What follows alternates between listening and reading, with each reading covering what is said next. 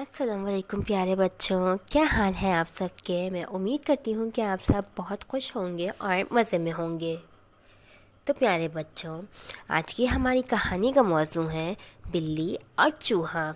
تو پیارے بچوں، کہانی کو شروع کرنے سے پہلے اگر آپ میرے چینل پر نئے ہیں تو چینل کو سبسکرائب کرنا مت بھولیے گا، تاکہ میری ہر آنے والی نئی کہانی کا نوٹیفیکیشن آپ تک پہنچ سکے۔ اور اگر آپ کو میری ویڈیو پسند آتی ہے تو ویڈیو کو لائک کر دیجیے گا اور اپنے پیارے پیارے دوستوں سے شیئر بھی کر دیجیے گا۔ تو چلیں شروع کرتے ہیں۔ صبح سویرے کا وقت ہوتا ہے۔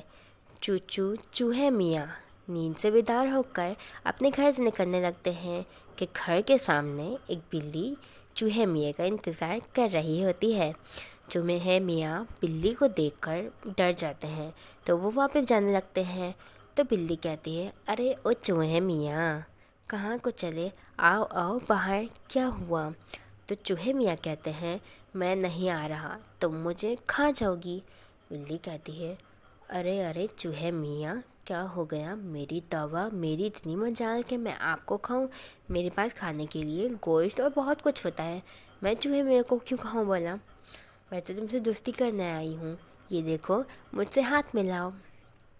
چوہے میاں کہتے ہیں، نہ نہ نہ، میں نہیں آؤں گا باہر، جاؤ جاؤ اپنا کام کرو تم، مجھے پتہ ہے تم مجھے کھاؤ جاؤ گی۔ وہ دیکھو تمہارے پیچھے وہ کتا تمہیں کھانے کے لیے بیٹھا ہے، اگر تم یہاں سے تھوڑی ہی دیر میں نہ گئی تو وہ تمہیں کھا جائے گا۔